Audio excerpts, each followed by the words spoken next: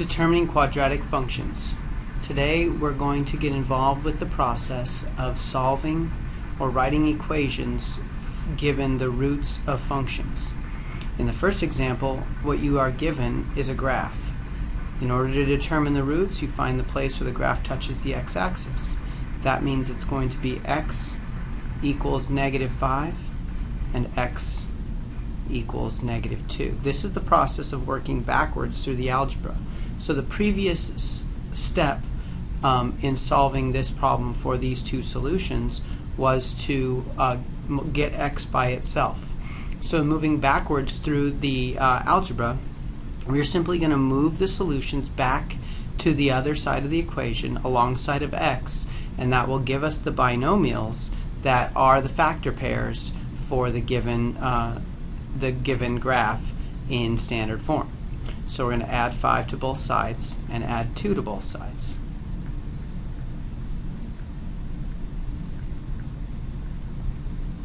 Your first binomial for this quadratic is x plus 5. Your second is x plus 2. In order to write it in standard form, we simply have to distribute it or FOIL it out, and that gives us x squared plus 5x plus 2x plus 10. Simplifying like terms, x squared plus 7x plus 10 is the equation of this quadratic in standard form.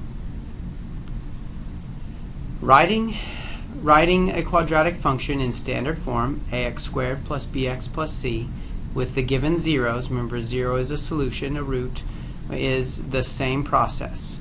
We will say, first of all, that x equals -3/4. Next, we'll say that x equals 2. In this case, rather than just adding the fraction back over to the other side, what I'm going to do instead is I'm going to take it apart piece by piece and then move each number as a single number rather than a whole fraction. So I'm going to multiply the 4 first by moving it to the other side of the equation. 4x equals -3. So I'm going to add the 3 to the other side. And my first binomial for this particular quadratic is 4x plus 3. Subtract 2 to both sides, and x minus 2 is the second binomial. Multiply them together to get it in the standard form, 4x plus 3, x minus 2, and I get 4x squared plus 3x minus 8x minus 6. The final solution, or the final form of the equation in standard form, is 4x squared minus 5x minus 6. Question number 3. Writing quadratic function in standard form that has an x-intercept at -6. Now, although this can be interpreted that there's another one somewhere else, we're going to make the assumption that this particular quadratic crosses the x-axis only once, and the place where it crosses it is at the number -6. Okay? So that means what I have here is two answers, x equals -6 and x equals -6. That's typically what happens when there's one single solution. What you're going to end up with is a perfect square trinomial. Adding 6 to both sides of the equation, I get x plus 6. Remember that with a perfect square trinomial, you've got both solutions. So it's going to be the positive and negative answer, which is why we square it, and it becomes x squared plus 12x plus 36. Additionally, we can solve using roots that are imaginary as opposed to real. Now, the process here is a little bit more involved, but it is exactly the same as what we've been doing before. We're going to set it up as x equals -2 plus or minus 3i. Then what we're going to do is we're going to move the 2 back to the other side using addition. We get x plus 2 equals plus or minus 3i. It's at this point that we write our two equations.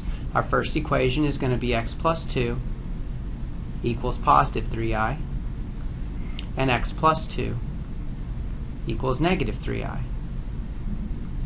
The next step, subtracting 3i to both sides. X plus 2 minus 3i equals 0 is our first, trinomial this time, but it's actually a binomial with a real and an imaginary part. And then it's x plus 2 plus 3i. So now what we have here is a more complicated factoring or foiling problem or distributing problem, but it's not anything more than we've dealt with in the past. So it's x plus 2 minus 3i times x plus 2 plus 3i. You're going to get x squared plus 2x plus 3i times x plus 2x plus 4 plus 6i minus 3x times I minus 6i minus 9i squared. Multiply each factor each time. Now what happens is you get a whole bunch of terms that cancel each other out. This term cancels with that term, and this term cancels with that term. What's left is your solution. X squared plus 2 and 2 is 4, 4x plus 4, and then we've got this little guy right here. Remember, I squared is equal to negative 1, so negative 9 times negative 1 gives us 9, and that's going to give us 9 plus 4, which is 13.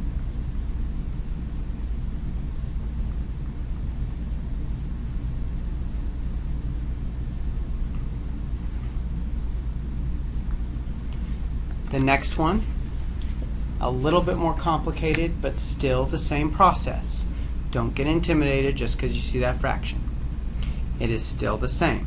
X equals 1 plus or minus I times the square root of 5 divided by 2. This process will begin by multiplying both sides by 2. Now I get 2x equals 1 plus or minus I times the square root of 5.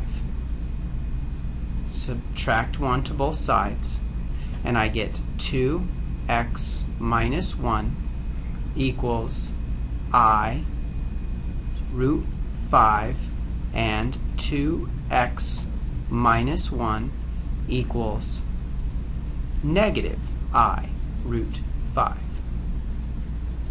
It's at this point in time that I multiply these two together, after moving these back over, and I get 2x minus 1 minus I root 5 times 2x minus 1 plus I root 5.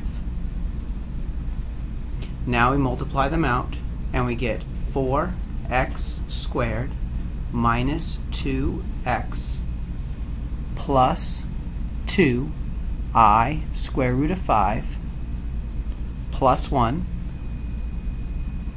minus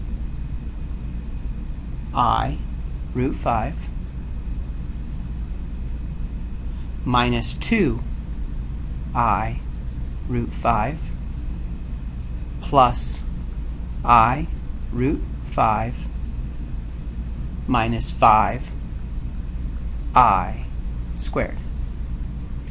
So this cancels with this cancels with that, and what's left is what my solution is going to be.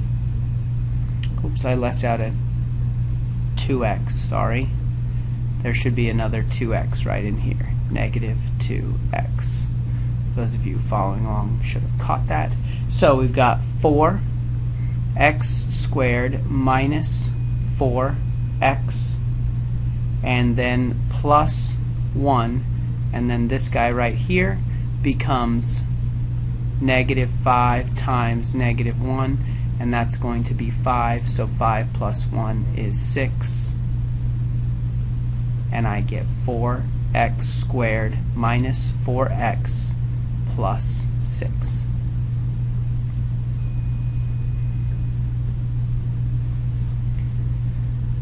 The last three questions look at the problem from a slightly different point of view, and what we're going to do to solve it is using a version of the calculator that's going to help us, or a process inside the calculator that you guys are familiar with, and it's going to help us find our answer. Okay? So we know that we're looking for an answer in standard form. We know that that answer has got to look like this: y equals ax squared plus bx plus c. So what we have here are three different places where we can plug in a number for the x and y. And if we have three variables, we can create a three-variable system with three separate equations. And if we can solve a three-variable system, we can use the matrix to help us get the answer that we need. Remember, solutions are where it touches the x-axis, therefore the ordered pair at 3 and at 8 is going to be 3, 0, 8, 0, and then of course our third point is 2, 3. Using those three ordered pairs, using this form of the quadratic, we're going to set up three separate equations. The first equation is going to be 0 equals a times 3 squared plus b times 3 plus c. The second equation is going to be 0 equals a times 8 squared plus b times 8 plus c. Our third equation is going to be 3 equals a times 2 squared plus b times 2 plus c. We're going to use the matrix to help us out. This will be our second matrix. Sorry, I wrote it backwards. And this will be our first matrix. Your coefficients go in to the matrix, and the solution we get is f of x equals 1/2 x squared minus 11 over 2 x plus 12.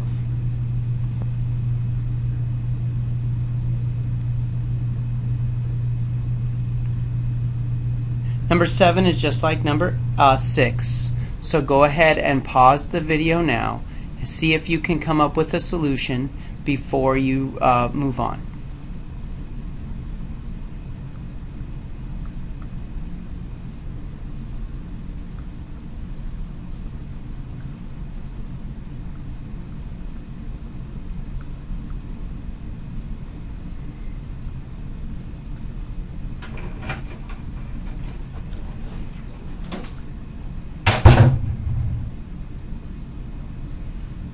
So the three equations you should have come up with were 0 equals negative 2 over 5 squared a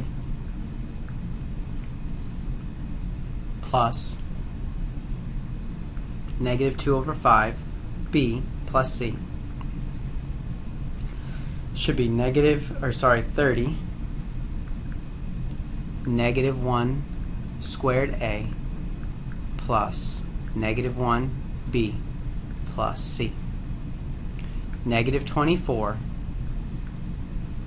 0 a plus 0 b plus c.